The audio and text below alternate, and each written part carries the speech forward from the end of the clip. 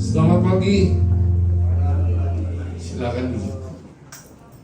Ya, kita lihat satu ayat dari Lukas pasal 1 ayat 52. Multimedia ikut aja ya ayat-ayatnya ya. Lukas 1 ayat 52. Dibilang begini, ia menurunkan orang-orang yang berkuasa dari tahtanya. Kenapa harus diturunkan? Dan saudara akan mengerti. Dan meninggikan orang-orang yang apa? Rendah. Apa itu orang-orang yang rendah? Nah, meninggikan orang-orang yang berkuasa dari tahtanya artinya gitu. Kalau kita berada sudah di dalam promosi Tuhan, kedudukan, harta, segalanya, sombong akan dilengsarkan. Dan orang sombong itu ada gini, orang yang dengar firman tapi tidak menghidupi firman. Nah, makanya masing-masing kita introspeksi, yang mana belum kita hidupi. Sehingga di sisi itu pasti kita bisa mengalami berkat, tiba-tiba tertutup karena ada kesombongan. Ya. Dan meninggikan orang-orang yang rendah. Nah, nanti kita akan lihat apa itu orang-orang yang rendah. Nah, makanya sistem dunia dan sistem kerajaan Allah itu berbeda dalam mengangkat seseorang. Kalau sistem dunia yang dilihat pengetahuannya hebat, talenta, bakat, orang berduit, orang berpendidikan, bertitel, tidak salah. Dalam gereja juga seringkali kita lihat begitu. Tapi apa yang mereka punyai belum tentu itu berkenan di hadapan Tuhan. Karena yang baik belum tentu benar. Seorang pelacur dapat duit banyak, taruh untuk bangunan gereja, itu baik, tapi bukan benar. Yang benar pasti baik. Nah, baik benar itu adalah semua berdasarkan apa? Kebenaran. Amin. Saudara beri perpuluhan dalam gereja, tapi itu hasil korupsi. Baik waktu beri perpuluhan, gembalanya senang, tapi itu bukan kebenaran. Nah, hari ini supaya kita tahu, jadi sistem dunia itu berbeda dengan sistem yang Tuhan pakai. Makanya itu ingatkan kita gini, kalau sampai saudara diberkati Tuhan berlimpah, punya kedudukan baik, nah janganlah sombong. Kalau itu sombong, satu waktu gini, termasuk dalam dunia pelayanan, dalam keluarga, sama saja. Makanya kita harus terus, hari lepas hari kita hidup, ya kita mau menghidupi itu firman. Amin. Jelas itu? Jelas ya? Nah, orang-orang yang rendah itu apa? Diangkat Tuhan. Nah, makanya kita lihat orang rendah tuh mungkin secara materi mereka berkekurangan. Tapi kalau dia betul dengan Tuhan menghidupi firman, satu waktu akan diangkat. Orang yang ditolak dunia, orang yang dihina, orang yang tidak lagi dihargai, orang yang disepelekan, orang yang dinomor akhirkan, Tuhan bisa angkat. Nah, untuk itu tema khotbah saya hari ini sesuai dengan tema bulanan, exalting the lowly, mengangkat yang apa? Rendah. Jadi saya berikan judul ini, promosi datang dari Tuhan. Nah, kalau promosi datang dari Tuhan, dia mengangkat yang rendah dan menurunkan yang apa? Sombong. Nah, kira-kira apa yang harus kita latih dalam hidup kita supaya kita mengalami promosi Tuhan dalam segala hal? Nah, kita belajar dari satu pasal, yaitu Lukas pasal 1, yaitu ayat tadi sudah kita lihat 52. Lukas pasal 1, ayat 46 sampai dengan 56. Kita akan belajar di sini. Yaitu cerita tentang Maria. seorang gadis desa dari Nazaret diangkat Tuhan, kandungannya dipakai melahirkan Mesias. Nah, banyak yang kita lihat dalam Alkitab. Tamar yang buat hubungan seks dengan mertua, tapi begitu dengan Tuhan, sungguh-sungguh diangkat. Dari dia kandungannya dicatat, lahirnya Raja Daud sampai Yesus. Betseba, Rahab, Rut, Rahab seorang pelacur. Nah, dalam arti latar belakang saudara apapun Tuhan tidak peduli. Yang dia peduli hari ini, mau tidak bersama dia, rubah hidup saudara supaya mengalami apa? Promosi Tuhan. Amin. Yusuf seorang budak yang dijual, tapi diangkat Tuhan menjadi orang nomor 2 di Mesir, mempengaruhi bangsa-bangsa. Siapa lagi? Banyak. Daud si imut umil, kecil wajahnya. Waktu dilihat kakak-kakaknya yang harus jadi panglima, raja. Tapi Tuhan angkat dia. Termasuk murid-murid Yesus, diangkat Tuhan dari nelayan bajang golongan menjadi tiang bagi atau pilar gereja. Nah, hari ini saudara yang hadir, nah, mau mengalami promosi Tuhan, ada bagian yang harus saudara lakukan. Kalau enggak, saudara cuma sekedar beragama, sekedar cuma percaya Tuhan, KTP terisi, tapi kita tidak nikmati. Bagi saya itu kebodohan. Orang ikut Yesus hari lepas hari harus mengalami perubahan dalam segala hal. Kalau tidak, saudara akan bosan hidup. Makin berumur, makin apa? Bosan. Akhirnya takut mati, takut tua. Orang tua itu jadi takut. Nanti siapa yang ngurus saya? Makin tua sudah tidak cantik. Betul tidak? Suami masih mau terus tidak? Suami juga gagah punya duit. Begitu tidak punya duit, istri masih mau setia tidak? This is the problem. Jadi hari ini kita belajar bagaimana kita mengalami itu dari Lukas pasal pertama 46 sampai dengan apa? 56. Kita lihat 46 sampai 49 dulu. Tolong nona kita 46 sampai 49. Saya bacakan. Lalu kata Maria, jiwaku memuliakan Tuhan, dan hatiku bergembira karena Allah, Juru Selamatku. Sebab ia telah memperhatikan apa? Kerendahan hambanya. Sesungguhnya mulai dari sekarang, segala keturunan akan menyebut aku apa? Berbahagia. Karena yang Maha Kuasa telah melakukan perbuatan-perbuatan besar kepadaku, dan namanya adalah apa? Nah, ini adalah nyanyian Maria, ya, dari satu pasal yang kita belajar ini, nyanyian pujian Maria yang disebut Magnificat. Itu bagaimana dia melihat betapa besar kasih Tuhan itu kepada mereka yang dianggap kecil oleh dunia. Itu diangkat Tuhan untuk mengalami promosi. Jadi kebenaran yang kita bisa belajar dari ayat 46 sampai 56 untuk mengalami promosi Tuhan, dan kita latih dalam hidup kita. Saya suka pakai latih itu begini. Bapak Ibu sekarang kalau gosok gigi kan enggak pernah lagi minta izin ya pada suami atau orang tua. Enggak pernah kan?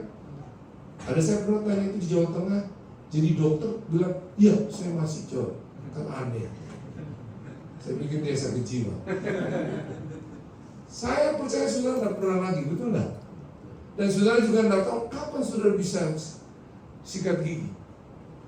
Otomatis itu dari orang tua, betul enggak? Tiba-tiba saudara bisa saya. Nah, karena saudara tahu belajar, terus saudara apa? Latih. Jadi kebiasaan. Setelah jadi kebiasaan, dia jadi budaya. Kalau nggak sikat gigi, saudara akan merasa nggak enak. kaget, lupa gue dari surga. Betul nggak? Betul nggak? Nah ini sama dengan firman. Hari ini saudara tahu kebenaran, saudara perlu latih supaya jadi kebiasaan. Kalau sudah jadi biasa, jadi budaya, baru saudara bisa menikmati. Amin. Nah, sama juga. Ini suara Tuhan. Dari mana orang bisa peka dengan suara Tuhan? Coba. Misalnya Pak Riki belum kenal Pak Ampi, tapi saudara kenal, telepon pertama cuma tahu suara itu, tapi belum kenal. Setuju? Tapi sering dia bangun hubungan antara Riki dan Pak Ampi 5-7 kali. Begitu, halo, itu suara Pak Ampi. Sama saudara dengan Tuhan. Firman itu suara Tuhan. Saudara tidak pernah peka dengan dia karena tidak pernah latih untuk hidupi. Jelas? Dan ada orang spesial. Saudara semua spesial. Cuma karena kita tidak mau melatih. Haleluya. Nah sekarang makanya kebenaran yang kita belajar di sini adalah menghormati dan memuliakan Dia. Itu yang pertama. Karena menghormati dan memuliakan. Nah, orang yang menghormati dan memuliakan Dia atau Tuhan selalu fokusnya di dalam baru di luar. Inside baru outside. Saudara sudah terima Yesus semua? Siapa yang belum tuh? Kalau belum kita doakan kalau mau. Sudah kan? Berarti Yesus ada dalam saudara, saudara dalam Yesus. Yesus maha besar atau kecil? Dia ada di dalam. Nah, sekarang kalau saya tanya, mari fokus pada Tuhan. Coba dia punya pujian deh. Tadi kan nyanyi gitu. Hosana. Itu artinya dalam bahasa Ibrani itu artinya keselamatan, bukan hanya memuji Dia. Ngerti ya? Coba, siapa yang mau lihat? Saya baru lihat. Intan. Kalau saya bilang, fokus kamu kepada Yesus. Kira-kira kamu, fokus, kamu lihat yang di mana? Coba. Benar, bingung kan ya? Ya jangan tinggal ketawa, saudara juga semua kan. Fokus pada Dia. Ada yang melebihi yang di atas, yang di sini. Itulah kekeliruan kita. Dia ada dalam hidupmu. Pertama itu dulu di dalam hidupmu. Dia tidak pernah tinggalkan aku. Aku duduk, Dia duduk bersama. Aku berdiri, Dia bersama. Aku berjalan, Dia bersama. Kalau itu kamu sudah fokus, baru kamu lihat di luar, Dia juga ada di luar. Sehingga masalahmu ukurannya tidak pernah berbeda. Ukuran masalahmu selalu lebih kecil dari Tuhan yang maha besar ada dalam hidupmu. Nah itu orang yang menghormati dan memuliakan. Sehingga masalah bagaimana berat, tekanan bagaimana, dia tahu Tuhan buat mujizat. Tuhan pasti buat keajaiban. Makanya baru saudara bisa mengalami promosi Tuhan. Seringkali kita berteriak, aduh, masalahku. Halo. Kok diam? Paham ya? Perlu latih. Jadi kita ini dilahirkan oleh Tuhan untuk menyatakan kemuliaan Tuhan. Adam itu gagal menyatakan kemuliaan Tuhan di muka bumi. Adam itu didesain Tuhan ada di bumi untuk menguasai seluruh bumi dan ciptaannya dan memelihara bumi. Dia gagal, tapi Adam terakhir datang memulihkan. Itu Yesus. Dan saudara sekarang bagiannya generasi yang bisa menyatakan kemuliaan Tuhan di muka bumi. Halo, itu kepercayaan Tuhan yang hebat. Coba renungkan baik. Jadi orang juga yang memuliakan Tuhan dan menghormati Tuhan itu selalu dia bergantung sepenuhnya pada Tuhan. Tidak pakai sistem dunia yang lain. Dan dia selalu memerlukan firman. Bukan hanya untuk dibaca, tapi untuk dihidupi. Paham ya? Paham? Makanya kejadian-kejadian yang kamu alami, jangan dulu mengeluh. Kalau orang yang mengerti, menghormati, memuliakan Tuhan, dia tahu di balik semua itu ada promosi Tuhan. Ada seorang raja pergi ke hutan untuk berburu. Diajak, mungkin sudah pernah dengar ilustrasi ini. Diajak seorang pelayannya. Pelayannya cinta Tuhan.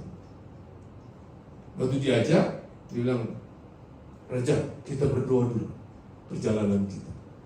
Dan dalam berdoa dia bilang, aku percaya Tuhan yang ada dalam hidupku Maha besar, semua terlindungi dengan baik. Berangkat. Rajanya bilang, mana Tuhan memang hebat.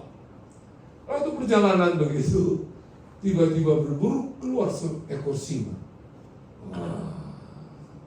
Rajanya dihabisin, maksudnya diganggu, tapi tidak sampai dibunuh, jarinya hilang satu. Ngamuk rajanya. Kamu enggak apa-apa? Ya enggak, karena saya percaya Tuhan saya pelindung dan selalu yang terbaik. Tapi saya cacat, kamu bilang enggak apa-apa, kenapa saya enggak dilindungi? Oh enggak, Raja, Tuhan itu tetap baik. Kelihatan satu kelinting hilang, percayalah dia baik, saya percaya dia baik. Marah rajanya, pulang sampai di istana, dia di penjara. Pelayan itu tetap bersyukur, memuliakan Tuhan, menghormati Tuhan. Akhirnya raja pergi berburu sendirian. Waktu berburu sendirian, tiba-tiba orang-orang pedalaman, orang-orang suku terasing, orang-orang yang masih pemakan manusia dan penyembah berhala, nangkap itu raja. Benar. Dan raja mau jadi korban. Begitu mau jadi korban, dilihat kelilingnya iya, udah jadi. Karena cacat. Itu raja bilang, hilang kelilingku. Betul, Tuhan itu tolong saya. Kalau enggak mati. Pulanglah dia ke istana, suruh keluarkan pelayannya. Rajanya masih belum yakin. Terus kenapa kamu tenang-tenang aja dalam penjara? Kalau Tuhanmu baik, kenapa dia tidak lepaskan kami? Dia jawab, Raja, kalau saya ikut kamu, saya mati. Karena saya sempurna. Saya tidak mati. Bukti pembelian Tuhan untuk Raja dan saya. Itu orang yang menghormati dan memuliakan. Segala sesuatu ada tujuan. Kalau kita kiri kanan, makanya jangan ragu dengan Yesus yang adalah Tuhan. Jalan kebenaran dan hidup. Haleluya. Amin. Saya teruskan ayat yang berikut, ayat 50. Sampai nanti selesai ayat itu ya, satu-satu saya bahas. Dan rahmatnya turun-temurun atas orang yang takut akan dia, yaitu takut akan Tuhan. Kebenaran dari ayat ini latih takut akan Tuhan atau takut akan dia. Oke, jelas? Nah, bedanya takut akan Tuhan atau dia dan takut kepada Tuhan. Kalau orang yang takut akan Tuhan, dia menghormati, dia segan, dia menyanjung tinggi. Selalu Tuhan itu nomor satu. Itu takut akan Tuhan. Tapi kalau orang takut kepada Tuhan itu karena ada dosa yang dia buat, ada kebencian tersinggung. Haleluya. Amin. Nah, coba siapa umur 75 tahun ke atas? Oma. Mama umur berapa? 80. Ini generasi tradisional. 17. Siapa yang 75 ke bawah sampai 60? Siapa ada? Bapak berapa? 20. Bapak mau katakan Bapak, Toto masih 17. Umur berapa? Hah? 66 berarti baby boomers. Siapa yang generasi X? Ada. Y juga ada. Siapa yang milenial? Ada, ya. Yang Z coba di bawah 26 tahun. Banyak. Saya sendiri baby boomer, 71 tahun 5 bulan saya. Oke? Jadi saya mengerti arti hidup. Tua itu otomatis. Menjadi tua itu otomatis. Tapi roh bernyala-nyala, semangat, jiwa makmur, tubuh sehat, itu adalah putusan mau menghidupi firman. Halo, sekalipun pengetahuan penting, pemahaman penting, tapi yang terpenting itu hikmah. Nah, saya juga sampai hari ini belajar. Jadi takut akan Tuhan. Orang takut akan Tuhan, dia duduk, dia tahu Tuhan bersama dia. Jadi kalau dia pergi keluar sendirian, tidur di ranjang, tidak mungkin ada istri orang lain di samping dia. Kalau dia takut akan Tuhan, itu tidak. Halo, coba renungkan itu. Kalau dia pergi ke toko belanja, dia takut akan Tuhan, dia tidak belanja dengan dagingnya. Apa itu kebutuhan atau nafsu?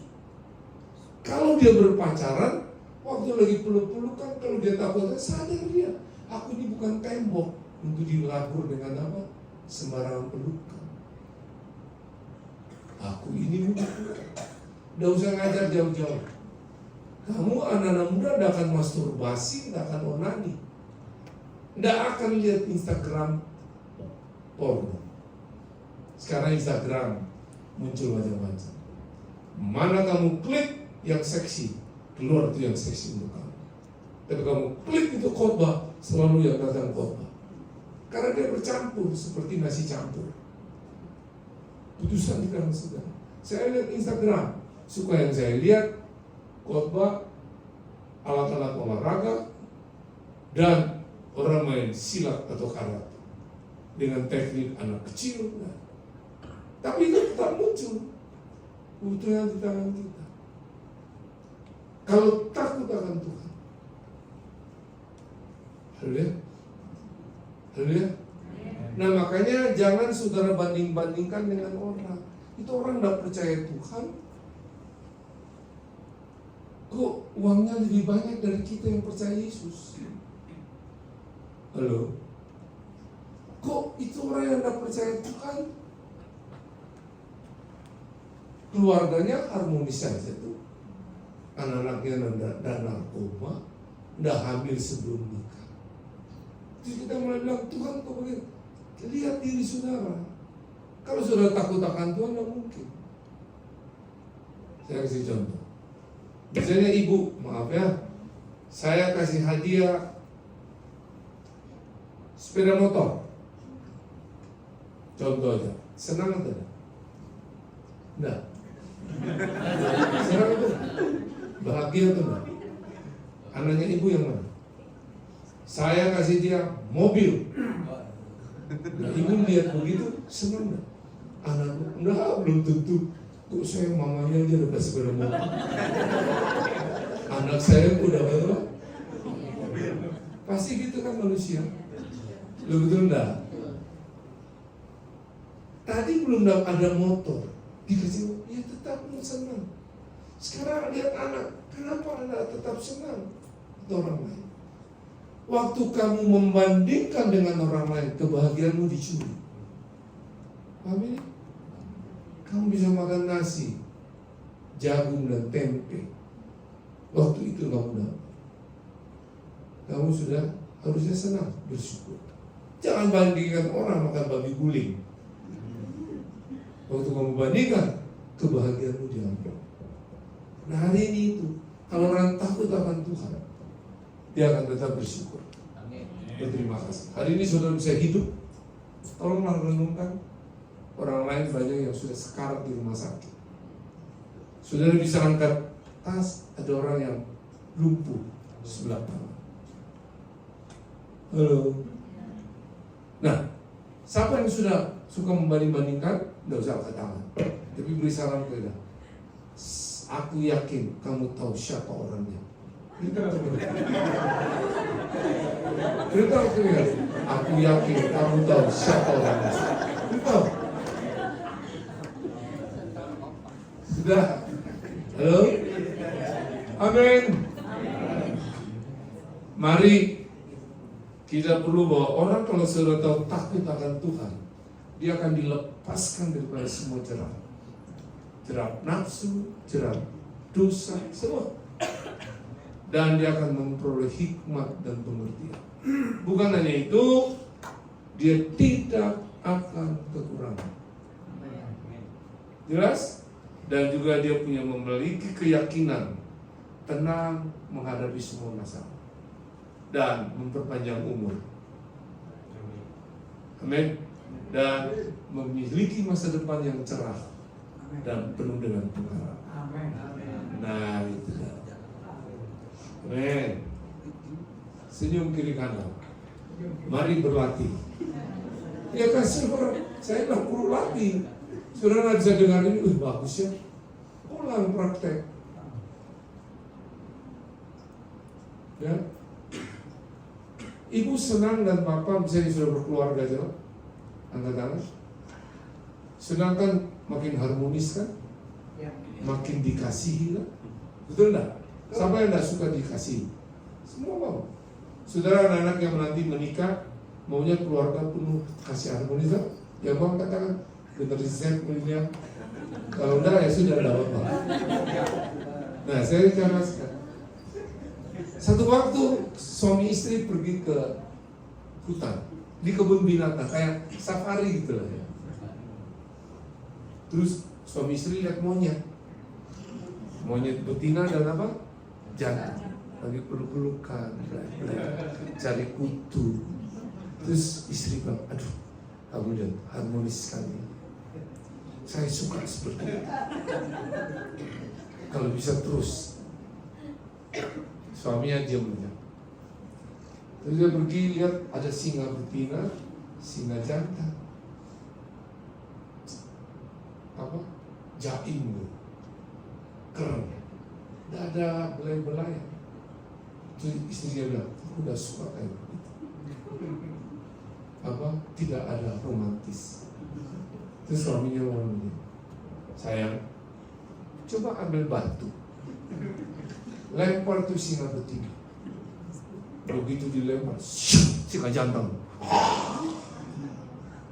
dia melindungi, dia cari musuhnya. Coba lempar tuh monyet betina. Begitu lempar, yang laki naik pohon.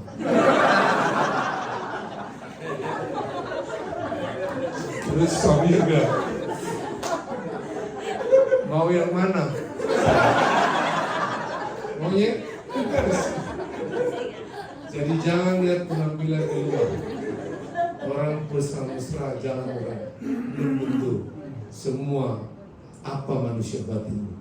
Kalau ada Tuhan, dari hari ini sampai selamanya tetap setia nama Tuhan.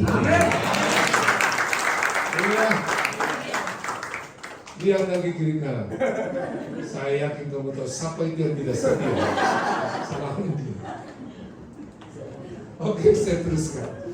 Sudah lewat ini. Cukup 5. Lagi 5. Ya cukup. Dengan cepat. Mau terus atau berhenti? 51. Ayat 51. Nah, dibilang ini, ia memperlihatkan kuasanya dengan perbuatan tangannya dan mencerai-beraikan orang-orang yang congkak hatinya.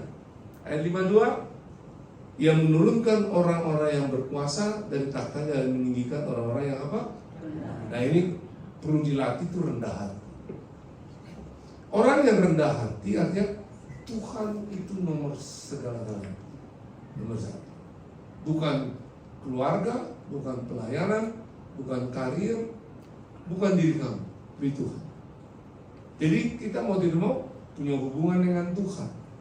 Mana yang Tuhan mau? Haleluya. Yang Tuhan mau itulah yang kita hidup. Baru kita lihat Tuhan akan apa? Mempromosi kita. Coba lihat Yakobus 4 deh, ayat 10. dengan cepat. Bilang begini, rendahkanlah, Yakobus 4 ayat 10, rendahkanlah dirimu di hadapan Tuhan dan Dia akan meninggikan. Jadi itu rendah hati. Rendah hati aja menomorsatukan Tuhan lebih segala-galanya. Makanya dari mana saudara bisa dengar suara Tuhan? Firman Tuhan. Dari mana saudara bisa tahu itu? Karena firman Tuhan pada mulanya adalah firman. Firman itu berjamaah Allah dan firman itu adalah Allah. Nah, biar saudara tahu. Alkitab bagaimanapun dibikin modifikasi covernya tutup akhirnya cetaknya tidak pernah lebih cantik, lebih baik daripada buku-buku komik. Betul lah? Buku-buku yang pengetahuan, betul lah? Semua lebih keren mereka.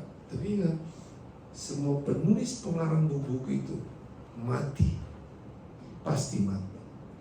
Alkitab bukan hidup, dia pernah mati dan dia bangkit.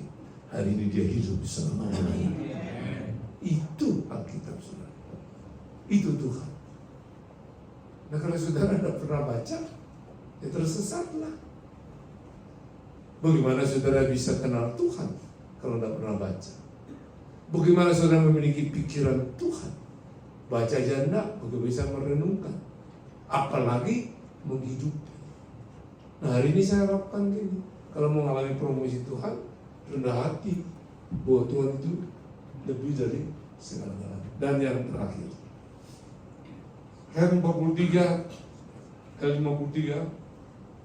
sampai 56, Ia melimpahkan segala yang baik kepada orang yang lapar dan menyuruh orang yang kaya pergi dengan tangan apa? Hampa. Ia menolong Israel hambanya karena ia mengingat rahmatnya seperti yang dijanjikannya pada nenek moyang kita kepada Abraham dan keturunan untuk selama-lamanya. Dan Maria tinggal kira-kira 3 bulan lamanya bersama dengan Elizabeth, lalu pulang kembali ke rumahnya. Oke? Jadi di sini ia melimpahkan segala yang baik kepada orang yang apa? Lapar, dan menyuruh orang yang kaya pergi dengan apa? Yang di sini maksudnya lapar itu gini. Kita harus lapar akan kebenaran dan mengalami Tuhan. Katakan lapar dan akan kebenaran dan mengalami apa? Itu saudara harus alami. Orang lapar akan kebenaran itu haus dan lapar untuk baca firman. Tidak. Sama seperti seorang bayi kalau lagi ingin disusui, walaupun sampan dia punya kumis sepanjang berapapun menakut-nakuti si bayi, dia akan menangis waktu dia haus, betul kan? Dibentak pun dia akan apa? Karena dia lapar. Dia tidak peduli situasi karena dia lapar. Nah, kita sama. Apapun situasi dunia ini, orang bilang secara ekonomi sulit, pergaulan anak-anak kacau. Kalau lapar akan kebenaran, kamu akan ketemu jalan keluar di sini. Haleluya. Amin. Dan mengalami Tuhan, punya pengalaman dengan Tuhan. Saya 31 tahun, stres, sakit jiwa, tidak pernah ketemu orang tua kandung sampai hari ini. Foto pun tidak pernah. Tapi kenapa saya bisa konsisten? Lapar akan kebenaran dan mengalami Tuhan. Dan sampai hari ini 71 tahun 5 bulan tetap bisa melihat Tuhan, mengalami Tuhan. Dan saya mau memulai kebenaran hidup saya dalam kebenaran, mengakhiri dalam kebesaran Tuhan. Umur saya ini sudah dekat liang kubur. Kita tidak tahu lagi. Siapa yang tahu kapan dia mati? Hidup itu singkat. Ya? Jadi kalau orang menghina kamu, cerewet-cerewetin kamu, goda-goda kamu, ngapain pusing hal-hal yang tidak berguna itu?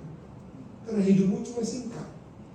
Ke dokter ada nomor antrian yang jelas. Kalau nomor 7 tidak bisa minta nomor 1. Kalau kita antrian semua jelas, tidak tahu nomor. Makanya jangan nggak bangga kalau sehat, bisa-bisa kamu lebih mati lebih dulu dari yang sakit. Janganlah bangga dengan mempersiapkan anakmu jadi menjadi generasi penerus. Kalau kamu sombong menganggap anakmu lebih dari Tuhan, bisa hilang dia. Amen. Bangga-bangga dengan istri cantik kan, tiba-tiba berubah obesitas. Bingung kan kamu? Makanya mari jangan sombong, termasuk saya. Kita perlu haus dan lapar akan kebenaran dan mengalami Tuhan. Mama umur 82. Berarti saya belajar dari mama ini 9 tahun. Ya kita harus belajar. Bisa begini, bagaimana, semua itu harus belajar. Kalau enggak kita adalah bodoh. Itu cuma hidup sekedar hidup, mengurusi yang sia-sia. Ya? Makanya kalau ada orang benci saudara, kecewakan saudara, itu hal yang sia-sia. Jangan banyak waktu bingung di situ. Haus dan lapar akan kebenaran dan mengalami Tuhan. Setuju? Tahu siapa orangnya? Apa sih tahu? Jawab sendiri. Jadi ini saja saya share dengan saudara untuk mengalami promosi Tuhan. Di situ sudah menghormati dan memuliakan Dia, takut akan Dia, kerendahan hati, lapar akan kebenaran, dan mengalami Tuhan. Selamat berlatih, sehingga jadi budaya, sehingga di mana saudara berada, semua itu mengikuti saudara, karena sumbernya ada dalam saudara. Ayo, dia sumber berkat, dia jawaban, dia pembuat mujizat, pembuat keajaiban. Ya. Makanya saya kalau bangun tidur saya cuma bilang, dari ujung rambut sampai telapak kaki, anatomi saya yang lemah sudah dikuatkan, yang rusak tercipta yang baru, yang sakit sudah sembuh. Masa depanku hari ini cerah, karena sumbernya ada. Perkatakanlah itu dan hidup, saudara akan mengalami promosi Tuhan. Tuhan memberkati.